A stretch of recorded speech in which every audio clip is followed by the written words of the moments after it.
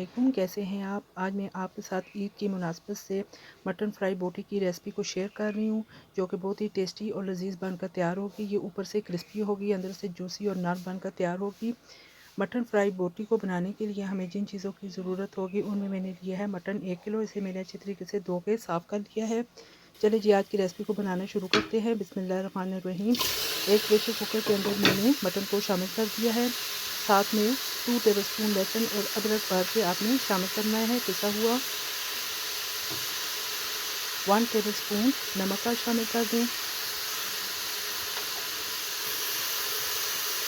और 1 गिलास तकरीबन आपने पानी शामिल करना है। फ्लेम को आपने मीडियम ही रखना है। ये बहुत ही टेस्टी बनकर तैयार होगा। तमाम चीज़ों को आपने अच्छे तरीके से मिक्स कर लेना है और तकरीबन इसे 7 मिनट के लिए ढक्कन बंद करके आपने प्रेशर लगाना है। ये देखिए जी, तकरीबन 7 मिनट गुजर चुके हैं और जो हमारा ये गोश्त है अच्छे तरीके से गल चुका है। आपने इसकी जो यखनी है वो भी ज़ाया नहीं करनी, किसी और चीज़ में इस्तेमाल कर लेनी है। अब मैंने जो मटन है उसको इस तरीके से बर्तन के अंदर निकाल लिया है।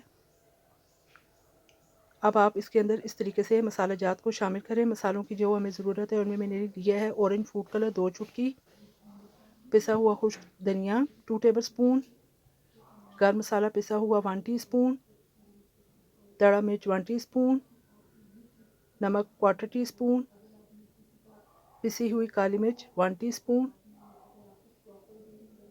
तंदूरी मसाला 1 टीस्पून। इन तमाम मसालों को आपने गोश्त के अंदर शामिल कर देना है। 2 टेबलस्पून आपने कॉर्नफ्लोर ले लेना है। 3 टेबलस्पून सफ़ेद सिरका इस तरीके से आपने गोश्त के अंदर शामिल कर देना है। साथ में तमाम मसाला जात को भी शामिल कर दें और कॉर्नफ्लोर भी डाल दें। ये बहुत ही टेस्टी मटन फ्राई बोटी तैयार होगी। आपने वीडियो को पूरा देखना है, स्किप नहीं करना, ताकि आपको हर स्टेप अच्छे तरीके से समझ आ जाए। 2 टेबलस्पून आपने सफ़ेद तिल शामिल कर देने हैं। ये तमाम चीज़ें आपने शामिल करके अच्छे तरीके से इसको मिक्स कर लेना है। ये देखिए जी, अच्छे तरीके से तमाम मसाले जात मिक्स हो चुके हैं। अब आधे घंटे के लिए आपने इसे कवर करके रख देना है। आधा घंटा गुजर चुका है। अब मैं कढ़ाई के अंदर ऑयल को गर्म कर रही हूँ। जब ऑयल तेज़ गर्म हो जाए तो आपने इस तरीके से बोटियों को फ्राई कर लेना है। फ्लेम को आपने मीडियम ही रखना है, बहुत ज़्यादा हाई नहीं रखना और तकरीबन 1 मिनट के लिए आपने फ्राई करना है। बहुत ज़्यादा फ्राई नहीं करना क्योंकि ऑलरेडी ये अंदर से तो पकी हुई हैं। अगर ज़्यादा हम इसको फ्राई करेंगे तो ये बहुत ज़्यादा ड्राई हो जाएंगी और सख्त हो जाएंगी। 1 मिनट के अंदर अंदर आपने अच्छे तरीके से इसको फ्राई करके छलनी की मदद से निकाल लेना है। ये देखेंगे कितना खूबसूरत कलर आ चुका है।